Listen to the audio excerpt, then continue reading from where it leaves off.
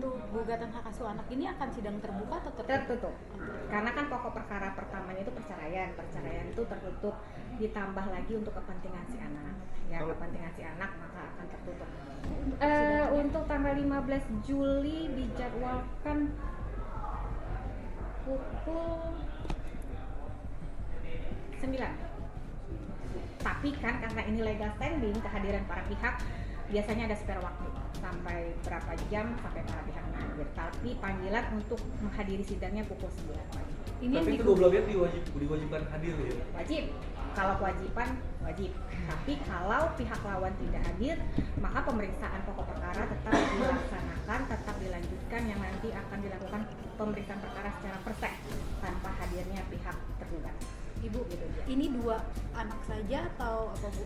Kalau di dalam materinya ada 2 anak dan 1 anak berdasarkan penangkatan penetapan pengadilan negeri Jakarta Selatan sebelumnya. Berarti total 3 ya? 3 anak. Ada lagi, Bu, selain itu dalam dalilnya? Itu saja sih, minta untuk hak asuhnya dikembalikan. Itulah intinya pada pokoknya itu. Nanti anak akan dihadirkan nggak, Bu, sih, Bu? Itu kembali kepada kepentingan masing-masing pihak ataupun kepentingan majelis hakim dalam pemeriksaan pokok perkara. Jadi lihat bagaimana perkembangan persidangan nanti. Karena kan biasanya anak akan memilih ya, Bu? Ya, seperti itu. Tapi nanti lihat bagaimana perkembangan persidangan. Kalau nanti kan misalkan sudah dihadirkan para pihak, nanti untuk indikatornya apa saja sih yang dipertimbangkan majelis hakim? Beralihnya hak asuh anak itu kan pasti karena salah satu pihak melakukan suatu tindakan atau satu perbuatan yang menurut dia bertolak belakang dengan hak asuh anak. Nah, itu intinya seperti itu.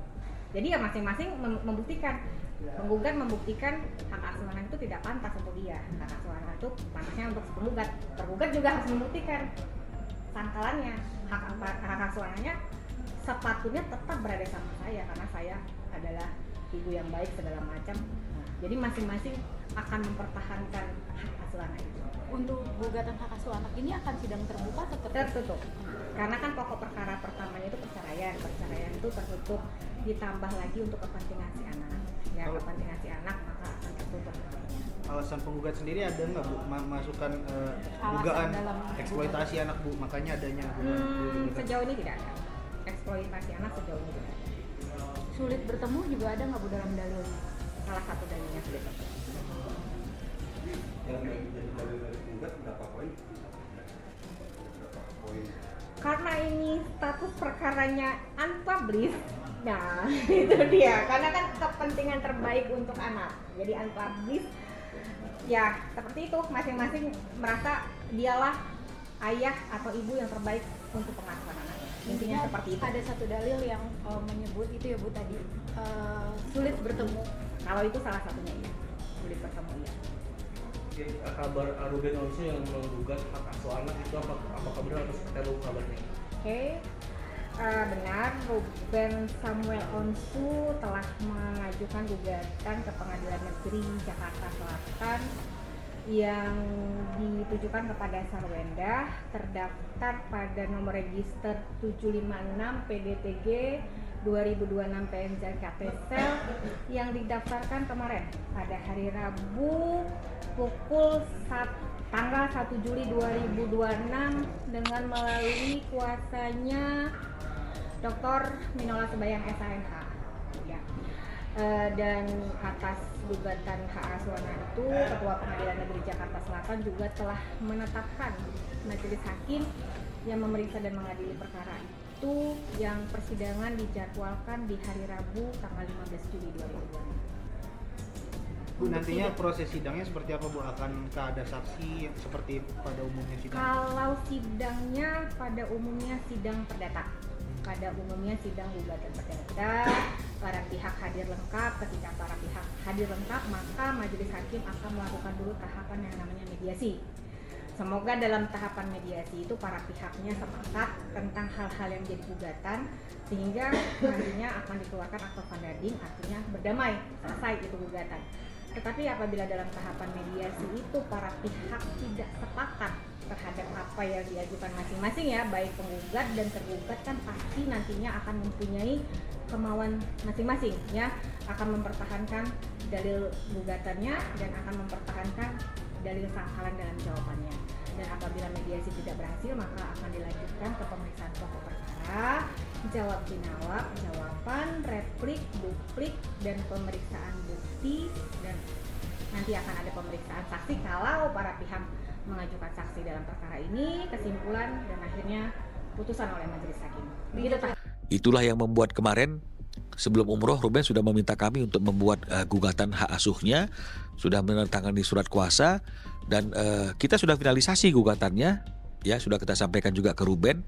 Baru tadi Ruben akhirnya mengatakan sudah boleh didaftarkan, maka hari ini kami daftarkan gugatan hak asuh anak di Pengadilan Negeri Jakarta Selatan. Selain eksploitasi anak, dugaan adanya eksploitasi anak, artinya ada kesepakatan yang sudah tetap terpenuhi. Ya, kalau memang misalnya pertanyaannya adalah apakah ada kesepakatan lain yang tidak terpenuhi, ya memang kan pada waktu terjadi perceraian itu kan sudah ada Akta 39, kesepakatan kedua belah pihak sebagai konsekuensi dari adanya perceraian. Kan situ sudah diatur juga tentang pembagian waktu anak-anak ini. Nah, di situ kan sudah disepakati bersama dalam 1 minggu 2-3 hari anak-anak akan tinggal, akan kumpul bersama dengan Ruben. Ini yang belum direalisasikan, ya. Artinya itu sudah disepakati, harusnya tidak ada alasan yang membuat itu tidak dilaksanakan, tapi kan tidak dilaksanakan. Sampai hari ini Ruben juga tidak mendapatkan hak itu. Ya, jadi kalau misalnya kemudian teman-teman bertanya, "Bang, kemarin sudah dipertemukan di bandara, apakah masih akan melakukan upaya hukum?" Yang diinginkan oleh Ruben kan bukan hanya bertemu sekilas ya di tempat umum ada kamera. Yang diinginkan oleh Ruben adalah anak-anak tinggal bersama dengan dia 2 atau 3 hari sehingga ada quality time dan sifatnya tentu private kan begitu. Nah, jadi itu tidak mencegah Ruben untuk tetap berjuang mendapatkan haknya berkumpul dengan anak-anaknya. Ditambah lagi kalau misalnya teman-teman banyak yang bertanya juga, "Bang, nanti tanggal 11 Juli kan ada pertemuan." Pertemuan itu kan juga belum tahu menghasilkan apa. Dan yang diinginkan oleh Ruben kan bukan pertemuan, bukan joint meeting. Yang diinginkan anaknya ada bersama dengan dia 2-3 hari dalam 1 minggu. Ini yang belum terrealisasi. Jadi artinya upaya apapun yang dilakukan, sepanjang itu tidak membuat dia bisa berkumpul bersama dengan anak-anaknya, ya dia akan tetap konsisten untuk melakukan upaya hukum yang membuat dia bisa berkumpul dengan anak-anaknya.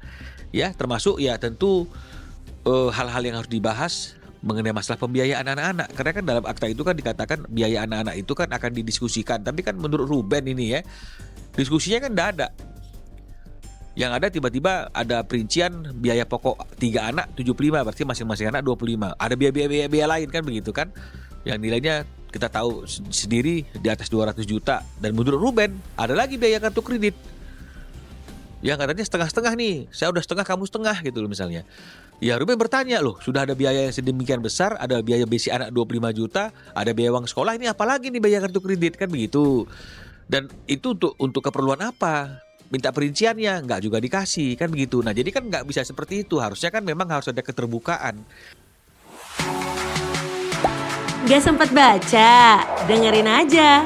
Klik icon text to speech, gak pakai ribet di okezone.com.